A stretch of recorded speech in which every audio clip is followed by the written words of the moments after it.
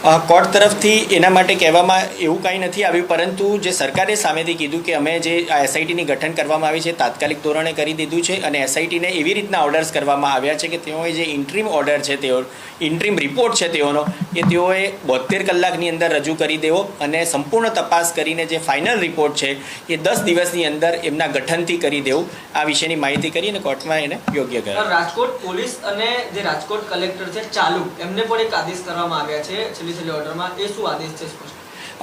રાજકોટ પોલીસને અને રાજકોટ કલેક્ટરને કહેવામાં આવ્યું છે કે તમે આમાં એક પ્રોએક્ટિવ પગલાં લઈ અને તાત્કાલિક તપાસ પૂર્ણ કરો અને તમારે એરિયાની અંદર બીજું જેટલું પણ રહી ગયું હોય અથવા આવી કોઈ પણ જે ખામીઓ છે એ ન થાય એનું ખાસ ધ્યાન રાખો. સર, જે અધિકારીઓ ત્યાં મુલાકાત લેવા ગયા હતા તેમને લઈને પણ એક સવાલ ઉઠ્યા હતા અને કોર્ટે પણ આ વાતનો ઉલ્લેખ કર્યો હતો, શું વાત હતી?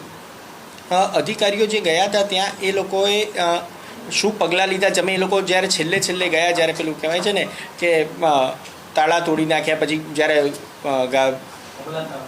તબેલાને તાળા મારવાનો કોઈ પેલો જે કાર્ય નથી રહેતો, તો એ વિષયમાં એવું કહેવામાં આવ્યું કે પ્રોપર તમારું કામ જ્યારે તમારે કરવાનું હોય ત્યારે કરી લો, પછીથી આ કરવાનો કોઈ મતલબ નથી. ઓકે,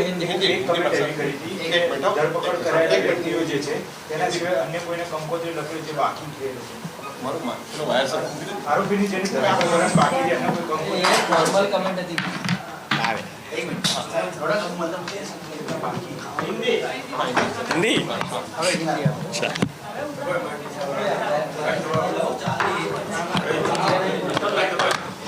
आवाना कोई ना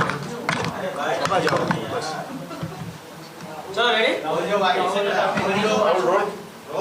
राजकोट अग्निकांड को लेकर गुजरात हाईकोर्ट ने जो सुओ मोटो याचिका ली है, आज उस पर सुनवाई हुई, क्या क्या आज प्रोसीडिंग? राजकोट के जो बना उसके मुताबिक जो आज suo motu petition Gujarat high court ने कल संडे के दिन भी उसकी स्पेशल बेंच रख के आज उसकी मंडे आगे सुनवाई थी, जिसमें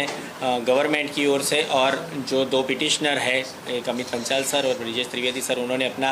बातें रजू की. उसमें कोर्ट